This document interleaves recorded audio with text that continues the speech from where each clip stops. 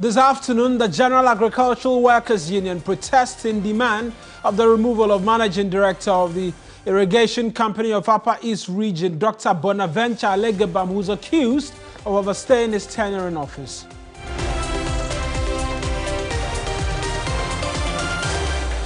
Also, this afternoon, Ghana has now registered 43 confirmed cholera cases with 2 deaths recorded. We'll tell you measures health officials are adopting to prevent a full-blown outbreak. A lot later, convener of Democracy Hub, Oliver Barker-Vomo, shares his ordeal behind cells after he and multiple protesters were arrested by the police and put before court for unlawful assembly, stealing, and assault of a public officer.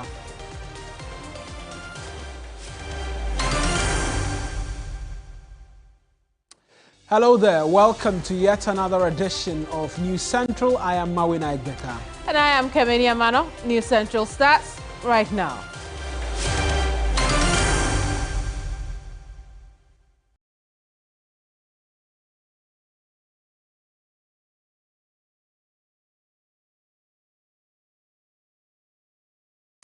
We're starting this afternoon with the convener of Fix the Country and Democracy Hub, Oliver Barker-Vomo, because he's accused the Ghana Police Service of deliberately frustrating the efforts of demonstrators who go through lawful processes to embark on protests in the country. In an interview with my colleague Kemeni Amano on hot issues, Oliver Vomo also rejected charges of unlawful conduct, stealing, and assault of public officers in his ongoing trial. There's a reason why consistently, even though the law says notify the police for 5 days prior, we notify them 3 months prior. Because we're expecting consistent engagement. We're expecting that they disagree. I mean, as far as Democracy Hub Fix the Country is concerned, the attitude is that no matter what happens, we're not going to allow them to protest. I mean, but you know, you sound a little bit as though the police do not want you to protest. Absolutely think so. I'm saying that, remember the last protest we had was last year, Occupy Julobi. We did that defying another court order. Do you understand? Consistently, why will the police not want you to protest? For the first Face the Country protest, they obtained an ex parte injunction. On that occasion, even the Attorney General said we should defy it because it was unconstitutional. We said, no, we're not going to do that. We're going to challenge it all the way to the Supreme Court. And that's what we did. We're supposed to do that on May 9th, 2021. We ended up protesting in August after Macho Kaka and others had been killed in Nigeria. So the disposition of the regime, for whatever thing, is that when young people gather to be, they are not seen as participants in our democracy. They are not seen as persons who are bearers of policy concerns that our democracy ought to be able to take up and solve. Is that these people, they are a threat to our regime and our sustenance. And the police, statement indicated that some of these young people were engaged in untoward behavior. I mean, in fact, think about it. When we first tried to do a protest, ministers were in parliament saying that we had been hijacked by terrorists, that we are operating with a coup d'etat mentality. It has never left us. I'm standing trial on the same charges. But consistently, we have emphasized the point that the right and the freedom of protest belongs to every Ghanaian, young or old, and particularly young people. We are a young democracy. In fact, young people make up the majority of our electoral population and even of our society. I want to look at some of the charges that you are facing. Okay. Conspiracy to commit unlawful assembly, causing unlawful damage, offensive conduct conducive to the breach of peace, assault on a public officer, defacement of public notice, and stealing. Let's talk about the last one. Okay. Why did you take the key from the police ignition? Oh, is that the vehicle? Is that what the stealing charge is on? Because I haven't quite reached there yet. But I have been very clear. You see, one of the things which whenever we set out to do anything, we are doing so to be able to show Ghanaians the full scope of their constitutional and rights in this country. One of the most important things our courts have held, as far back as 1974, when the police unlawfully tries to arrest you, you can beat up the police officer. In fact, somebody did, Asante did. And the court said, yes, that's what you're supposed to do. Nobody is entitled to restrict you or take away your rights illegally. And this is another moment of that, where the police try to seize property, private property, illegally. And anybody who tries to seize private property illegally is entitled to be resisted. This is that resistance that we're showing them. What we in that moment, we were standing, we had brought a truck which contained medicine, food, and water, and placards for protesters. It had been parked under the trees that was at near the Cholera station, not even on the road. It was been stopped there, the driver was out, things like that. Then we saw police officers forming a wall around the vehicle. My understanding, initially, I had assumed that they were trying to prevent the vehicle from moving onto the streets. So I just came and told the driver there was a laptop which was exposed. Take the laptop, raise the windows and close it and go. So that, I mean, it is clear to them that this vehicle wasn't going anywhere. So we're standing there when we saw them bring a tow truck and immediately proceeded to tow the truck. Our initial instinct in that moment was to prevent it. So we stood in front of it as individuals in a way in which an environmental protester might chain themselves to a tree in the hope that the tree is saved. So we were, putting our bodies on the line to protect it. Obviously, it meant nothing to them. And we started seeing the tow truck get into under our legs. And the video supports this. And so even one of the guys fell on the tow truck. I see. And I left, so I walked from it. So I started walking around the tow truck to see, is there a way in which you can demobilize this truck in fear that it might injure the individuals who were there? So I went around it. I couldn't see how. Then I got to where the driver was supposed to be. There was no driver in. Immediately, I am even thinking, but this is so security incompetent to be able to leave a vehicle running in this scenario. So my first instinct is that I turn it off so that it stops. Now, when I did, I had the key, and I anticipated that they were going to rush me for the key. And so I ran towards the other side where the other police officers were and threw the key to them. Because my interest in that moment... You threw it to the police officers? The key was thrown to the police officers on the other side. In fact, they retrieved it in less than 5 minutes. I see, but it was quite a run before you did that.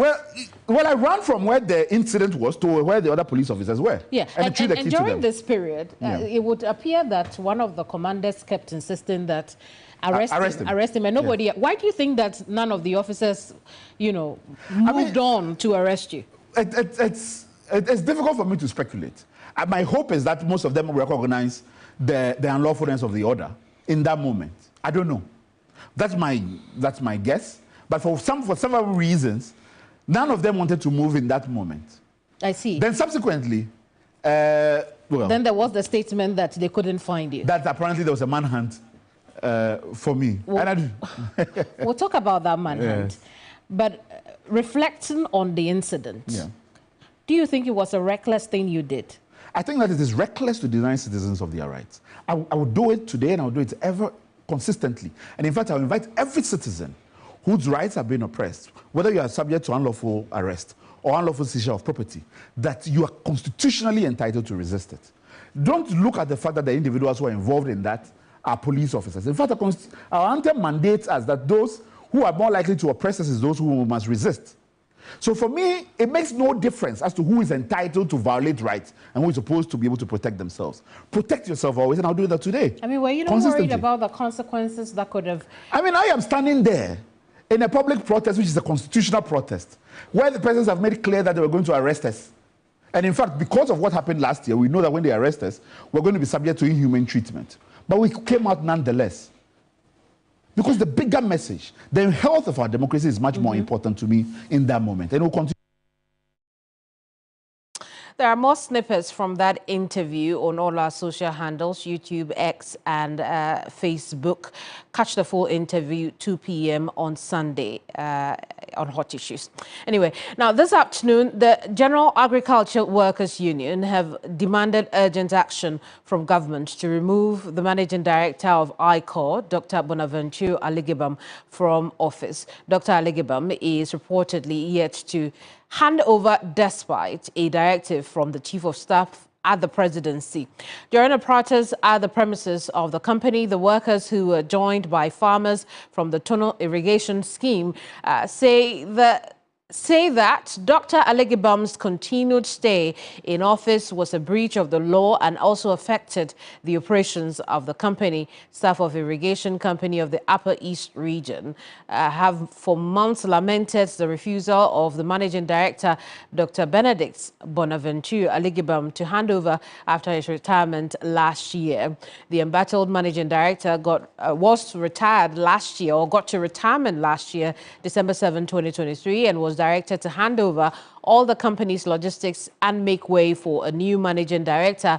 But Dr. Alegbam has since refused to yield to the directive.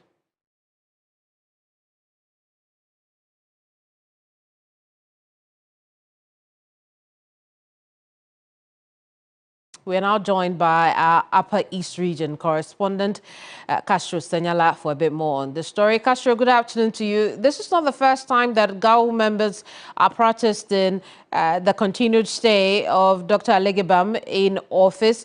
We also know that the presidency, like you indicated earlier, has written to him to hand over. Tell us a bit more about the protest that took place today and whether or not he has yielded anything yet. Right, Kemini, thank you so much.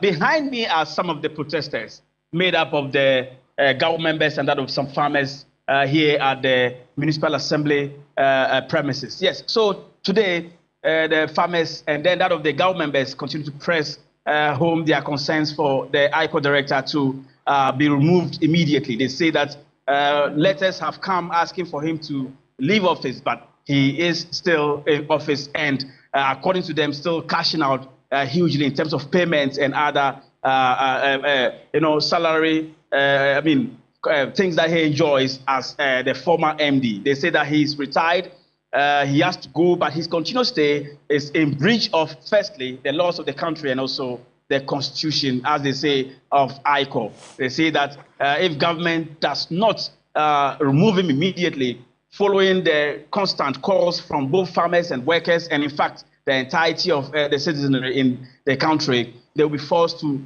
go further with a different plan that they have.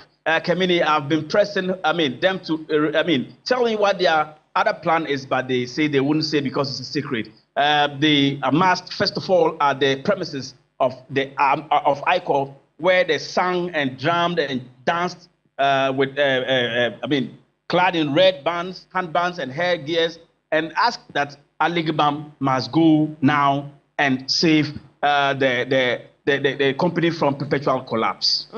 I see. Have we had any reactions from the quarters of Dr. Alegbam with regards to the protesters' call for him to step down? The protest itself is only a climax of the demands that these workers have made over time. What has been Dr. Alegbam's reaction to these demands?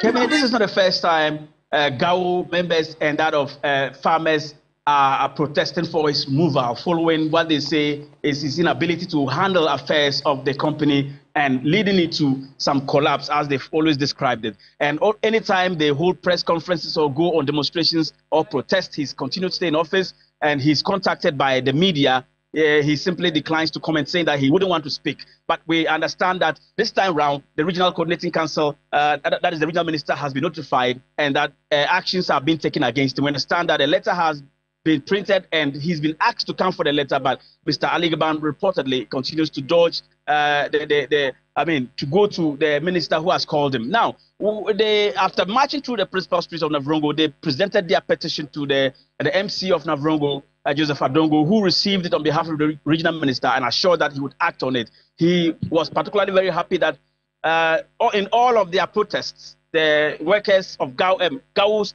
members and that of the farmers have been very calm and peaceful and diplomatic in approaching the issue. And he urged them to continue doing that, but assured that he will get a letter to the regional minister and also assured that whatever they are asking for will be addressed amicably. I see. We'll keep an eye on developments there. Thank you so much for bringing us this report.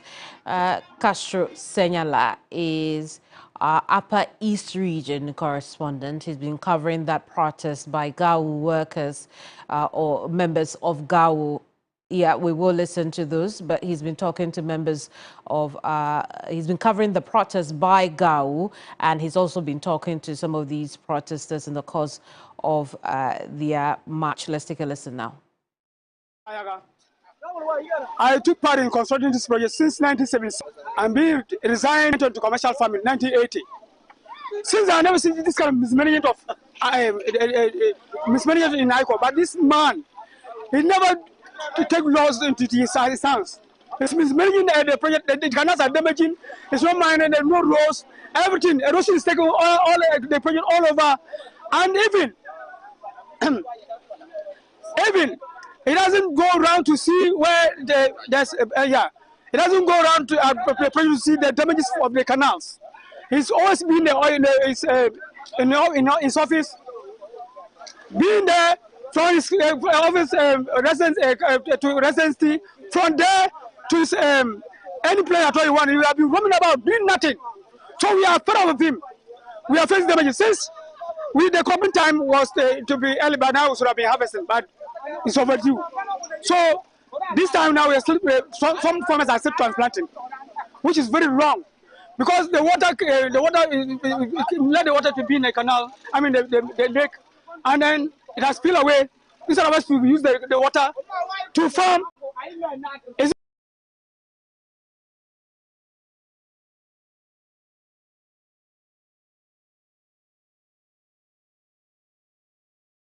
Using the water, the mismanagement is on the water to go away, to go away. We're not using the water. So we don't know Live here on NewsCentral, and what has been a raging controversy at ICOR, seeing the staff now demanding the exit of Dr. Bonaventure Alegibam. Well, we can switch our attention to matters of peace in relation to the National Peace Council, because Peace Council is this afternoon holding a national stakeholders forum to promote peaceful elections in the country. This, according to the council, is one of its programs to help drum home the need for peace before, during, and after the 2024 elections. The event has representatives from political parties, faith-based organizations, security agencies, and traditional leaders in attendance. My colleague Thomas Khan is currently at the event and is joining me on the line to bring us a bit more in relation to this. Thomas, what have the speakers been saying? Do we know?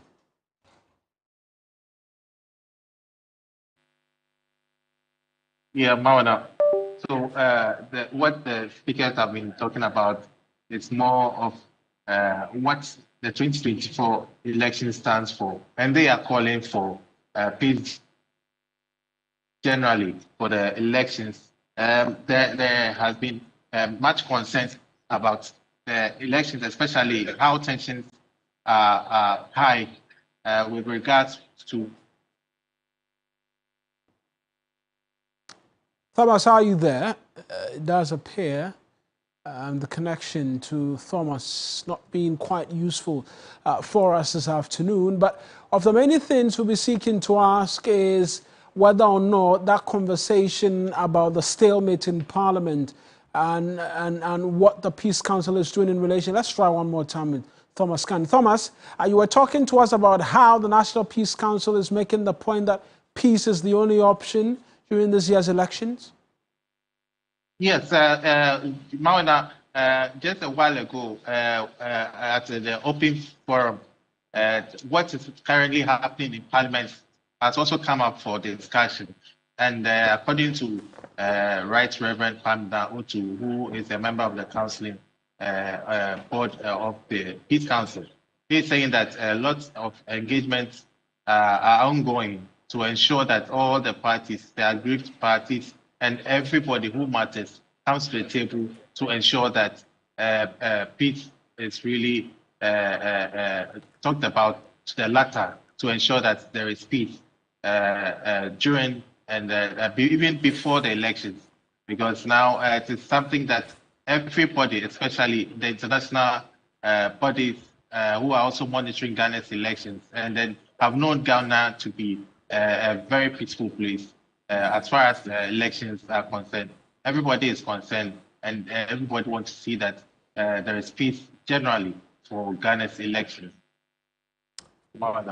Right then, Thomas, thank you for those details. That's my colleague Thomas Khan with the Peace Council, who say that they've taken into cognizance what is happening in Parliament as well. It's a subject matter that we're going to stay on, because we know that the Speaker is expected to summon Parliament within 3 days after, within 7 days rather, after the New Patriotic Party caucus triggered a recall for urgent government business.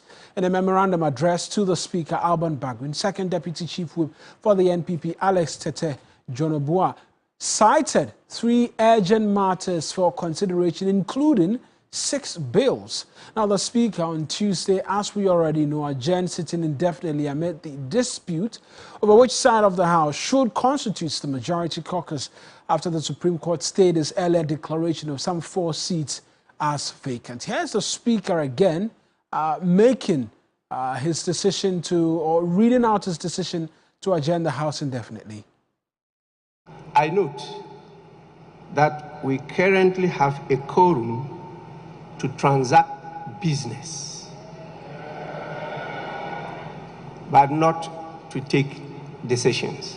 In view of the current circumstances, the fact that there is a question on the composition and constitution of Parliament, and having regard to the public interest and the exigencies of the state of affairs in Parliament, I will proceed to, in accordance with Standing Orders 59, adjourn the House indefinitely. That is sine die.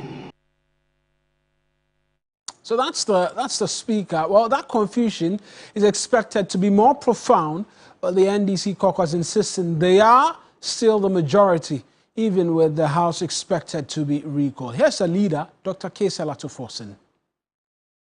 And you might describe him as such. People who answer any question. Some of you, good afternoon. They threaten some of them now, this majority leader. We want to make something very clear. The NDC members of Parliament are in the majority in Ghana's Parliament. We've made our position, and it's so clear. We are not changing our positions. We see ourselves as the majority. We are fortified by the Constitution and the standing orders of this House, and we see ourselves as the majority. We are grateful to the Right Honourable Speaker for doing what is right, and we respect his decision. We hope that the time will come that this House will be recalled and we take our position as the majority caucus.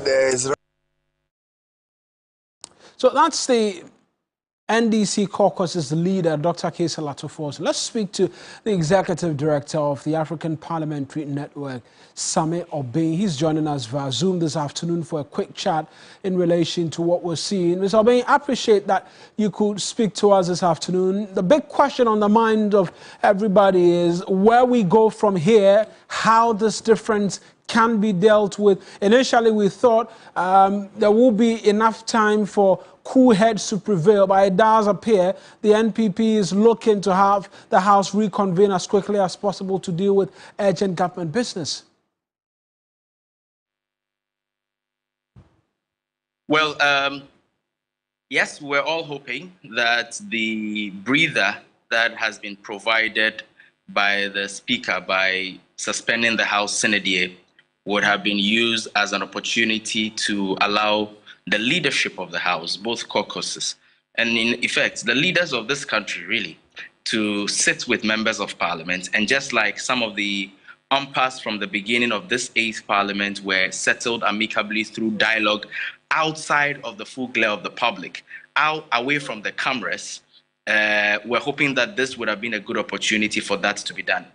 I am just hoping and praying that the 7-day period that Mr. Speaker has to be able to recall the House will be enough time for all of these conversations to go on. Because what our country does not need at the moment is a repeat of what happened last Tuesday when the House gets recalled. That really would have been a show of non-leadership on the part of our leaders in Parliament. A show of non-leadership. Well, there's that ever-present fear that it could linger on, even with no clear indication as to whether or not the Speaker has received this petition from the NPP caucus to have the House recalled. What should the conversations entail, particularly as we know that Supreme Court stay still holds? We've got hints of the fact that the Speaker is seeking to have lawyers stay the Supreme Court's initial stay and all of that. What really should the conversation entail, looking at the entrenched nature of both sides' positions?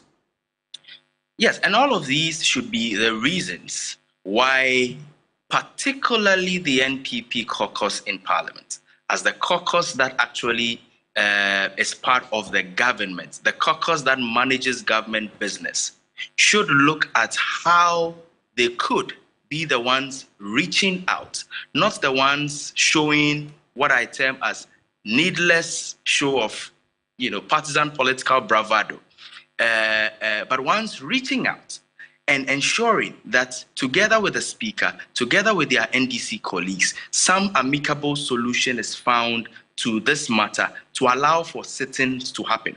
Remember that we had an emergency recall a few months ago when the House, after the second meeting, was adjourned. Parliament was recalled. There was clamoring for Parliament to come back, only for us to come back, and it was a waste of everybody's time, a waste of taxpayers' money, because not much business could take place during the period, which actually got the majority leader apologizing to the nation for that and taking responsibility for that.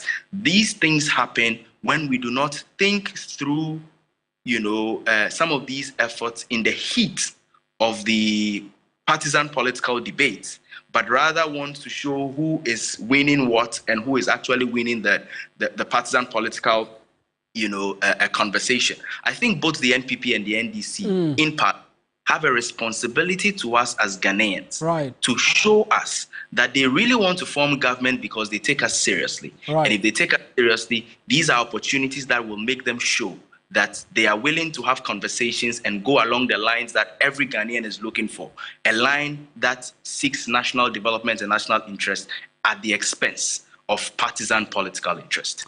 Sammy, we'll leave the conversation here. I'm sure we'll all look forward really to when the Speaker will announce the recall date and what the plans will be going forward. But Sammy Obey is the Executive Director of the Africa Parliamentary Network, speaking to us this afternoon on what continues to be a difficult situation in Parliament, with both caucuses insisting on being called the majority. As to where that would take all of us, we remain to see. I'll bring you some other stories right now. That's right.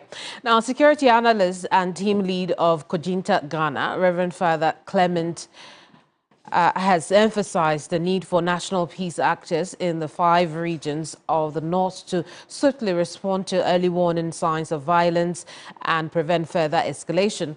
The Reverend Father believes the ability of the National Peace Council to swiftly address conflict-related issues, particularly in remote hotspot areas, will impact peace-building efforts. Contractor Ghana, over the years, has supported ongoing efforts to strengthen national peace under the Preventing Violent Extremism and Supporting Peace in the Northern Borders. We can now go to Tamale and engage my colleague Christopher Amwako on the readiness of the Peace Council and other peace actors on the readiness to address early warning signs and other disturbances that may arise as we inch into the December 7th elections. My understanding is Christopher is not ready for us, so we'll take a quick break. When we come back, let's talk about the Peace Council.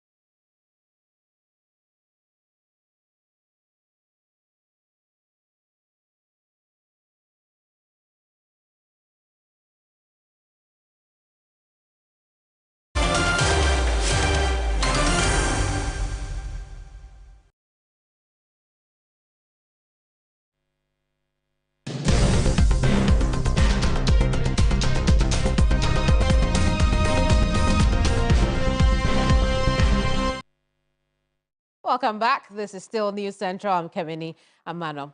Let's go back to that story about the Peace Council's efforts to ensure peace and stability in the lead up to the December 7th polls. Now, security analyst and team lead for Contractor Ghana, Reverend Father Clement Apenyo, has emphasized the need for national peace actors in the 5 regions of the north to swiftly respond to early warning signs of violence and prevent further escalation. He believes the ability of the National Peace Council to swiftly address conflicts, particularly in remote hotspot areas, will impact peace-building efforts. Contractor Ghana, over the years, has supported ongoing efforts to strengthen national peace and preventing violent extremism and support peace in the northern borders.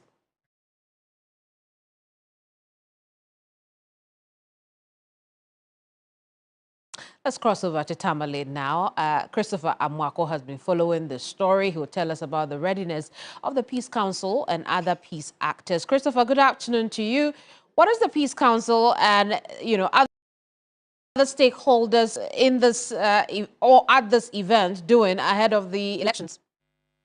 Yes, so Kemini, the Peace Council and other security or peace actors have been empowered today to be able to go into the hinterlands and remote communities to be able to, as it were, engage residents on the need for them to remain peaceful before, during, and after the elections, and to also avert any possible chieftaincy and land disputes that may arise in these areas. Now, Contractor Ghana over the years have been supporting the Peace Council and other peace actors. Today, some motorbikes were presented to them to, as it were, ensure or facilitate their transportation to these areas. That was where the team lead or executive director of Contractor Ghana, Reverend Father Clement Apenyo, emphasized the need for the peace actors, especially the National Peace Council and the Stool Lands, to ensure that peace prevail in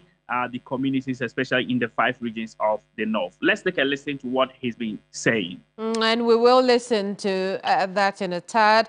But talk to us about how residents in Tamale are responding to these peace efforts, particularly those who were at the event.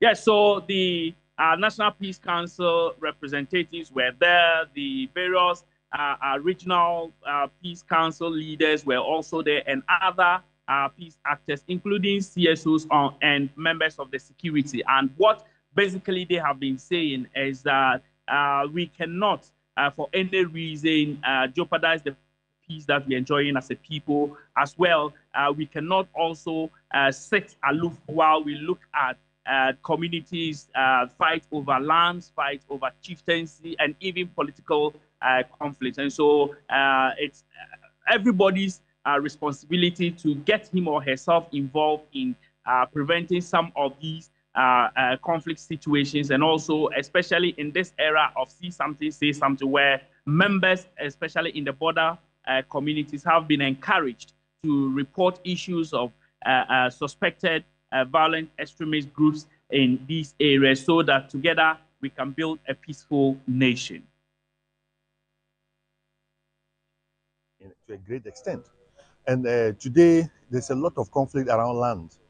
And most of the chieftaincy conflicts, at the end of the day, it boils down to land. So land management. We have had the land management from our great-grandfathers. We're in a different era. And now with the new Land Act, there are so many things that are there that if our chiefs know, then there will not be need for conflict. So we think that land is a great issue, and especially in the era of threat of violent extremism, where a lot of discontent and grievance can come from, is from land. And that becomes a very rich ground for recruiting and radicalizing. And we think that if our people are able to get it right, if the chiefs are able to get it right, I think they can promote production. My response is that where the peace actors have to pay a lot of attention to is what we call election dispute management. On the election day itself, whether we like it or not, no matter how organized we are, there will be some disagreements left, right, and center. It is important that the election management teams are visibly present at the polling stations and that they're able to respond immediately. Because when people are having a grievance and you respond immediately, you can calm tempers down. So that's what I would, if they're able to calm down tempers and address grievances at the polling stations, it will reduce a lot of the. Well, Christopher, we're going to have to end our conversation here. Thank you so much for the reporting. Away from that, residents of Sheregu, Zobisi, Tanzui and Sokabisi in the Bolgatanga municipality have given Arako Construction, the contractor working on the 30.2-kilometer Bolgatanga-Sheregu-Naga road, a 10-day ultimatum to resume work after construction was halted 5 years ago. Our Pais regional correspondent, Tanko Mohammed Rabiu, is at the Sheregu communities, joined us with a bit more updates with regards to the situation there. Tanko, thank you for joining us. Talk to us about the nature of the road and how it contributes to the economy of these adjoining communities. Thank you very much. As you can see behind me, this is a major road that links to Naga to Navrongo. Here, a lot of the residents are farmers, and a lot of foodstuffs are being carried here to other places like the western zone, that is Paga area, and then Naga thereabout. So the contract was awarded in 2018, but it's like the contractor has abandoned the road. But checks within the RCC and then the municipal assembly indicated that all funds have been given to the contractor, but he has abandoned the project about 5 years ago. So residents have taken it to themselves because the road during dry season, it affects them through the dusty nature of the roads. It affects their homes, and during this time that we are in the rainy season, it affects them because there are a lot of potholes. Cars cannot pass through. Foodstuffs, they cannot take foodstuffs from one place to the other, and it really affects them. So residents, though, has complained a lot. Decided that this time around they are giving the contractor 10-day ultimatum to come back to the site because available information indicates them that all funds for the project have been given to them. So while the press conference was going on, I called. It does appear network challenge is not allowing us to be able to hear Tanko fully. But let's hear, Tanko, let's hear from... Right, Tanko, just round up for us. You said you placed a call to the contractor. What did they tell you? Yes, I couldn't get him directly, but I got... He is telling me that they are ready to come to site next week because the delay was due to the nature of the road because of the rainy season. But now that the rains are going down, they are ready to come on board. But residents are not taking it lightly because it has taken a lot of time because teachers and nurses cannot cross over to the other side. They have to pass through the main highway through Sumbrumo to Doba and Navrongo back to Naga and then the time and money, trying to access various communities. So as you can see behind me, the residents are out in their numbers in a kind of protest against the nature of the roads. Right then, Tanko, let's try and hear from some of the individuals who have been speaking to these concerns and the fact that the road has not been constructed. We can take a listen to what they've been telling us. Gentlemen, is that information available to us indicate that all the necessary funds for the completion of the Bolgatanga Circle Naga Route project have been disbursed to Arako Construction Limited. Despite this, the contractor has abandoned the project site. And for years, we have not been any progress on our activities. The question we are asking today is simple. Why has the contractor failed to complete the road even after receiving the required funding? Exactly. Why? Why? Again, what is the supervisory role of the government through the Ghana Highways authority to ensure that the contractor return to site. Yes. This is a gross betrayal of the trust that the government and the people of Sirko, Naga, and then the surrounding community place in Arako Construction Limited. The contractor actions did not only demonstrate a lack of accountability, but also show this regard for the well-being of the community that ply this route. Exactly. We cannot continue to suffer in silence while our roads may remain impassable. Our health deteriorates and our livelihoods are at risk. No. Ladies and gentlemen, ladies and gentlemen of the press, we are not here to simply complain. We are here to demand action.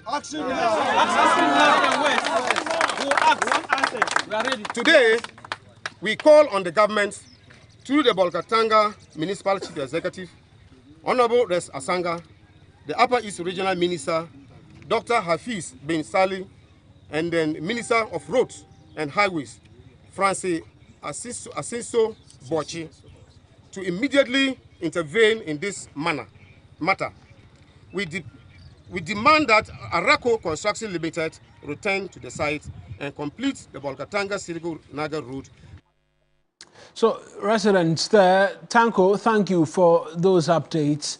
That's my colleague, Tanko Mohammed Rabiu, providing details there for us. We're going to leave the Upper East region and bring you to Accra, because news just in is that an Accra High Court has discharged four more Democracy Hub protesters, including Cedric Bansa, bringing the number of persons who've been discharged by the court to 11. New charges are to be preferred against Oliver Bakavomo, Felicity Nelson, and 7 others. Let's try and get an understanding of what really is transpiring. Lord Eduasare is our court correspondent. Let's go to him right now. Lord, talk to us. A bit more individuals discharged, but fresh charges against Oliver and Felicity. Talk to us about it.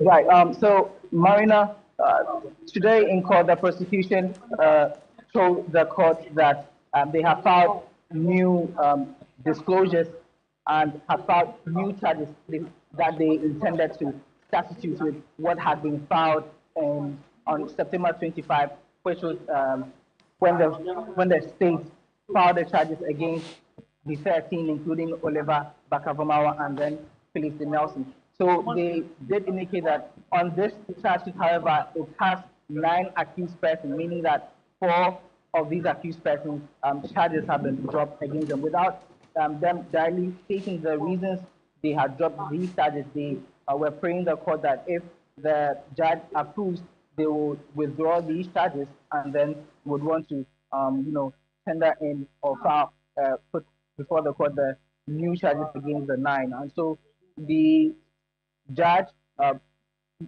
Obriabwa, asked for the 4, and they mentioned it included Cedric Bansa, Emmanuel Ofe, Nanamu, Deportee, and 1 other.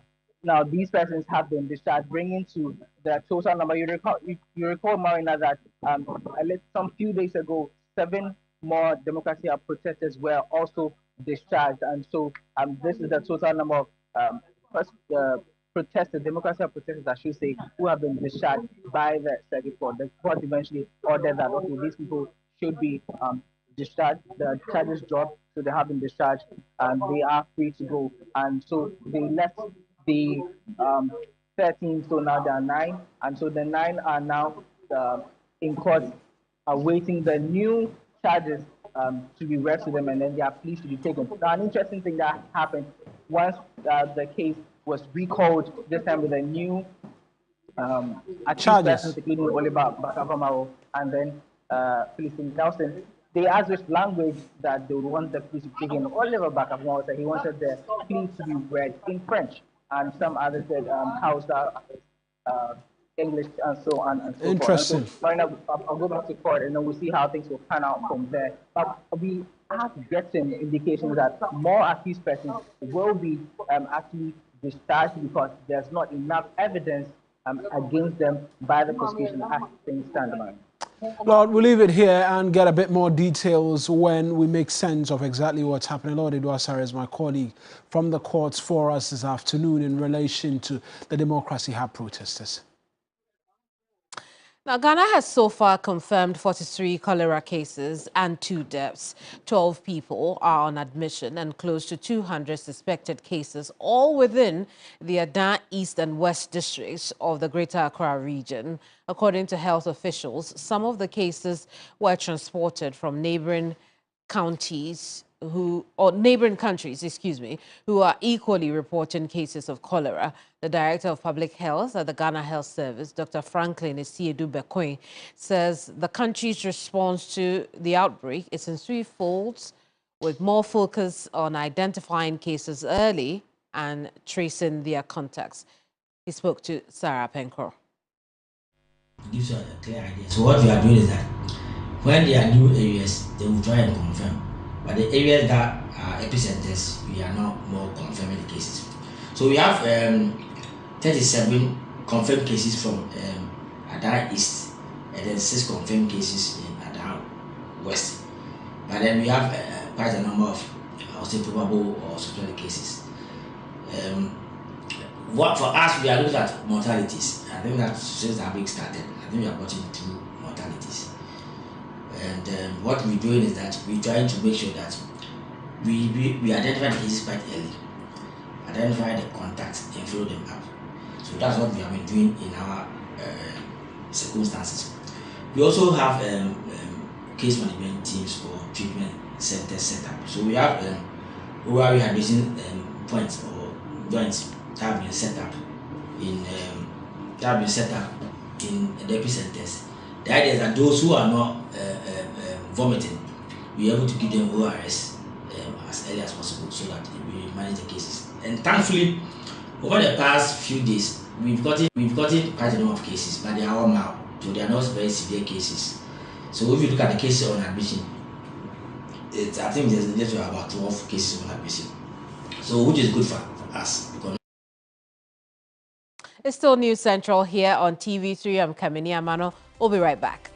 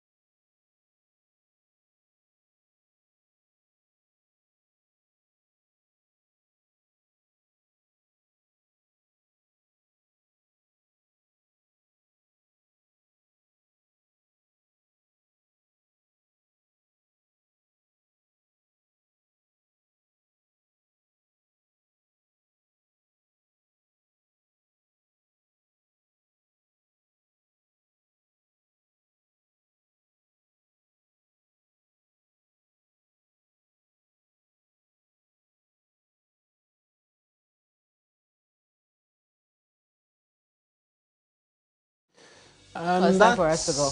Absolutely. It's time for us to leave. Before we do, though, let's show you that handle you should be following to catch all things news. It's 3news.gh on Instagram. That's where you find everything news related, from our news cards to behind-the-scene content, breaking news. You call it what? When it's news related, that's where you find it. 3news.gh on Instagram. That's our bulletin for you this afternoon. I am Mawina Igbeta.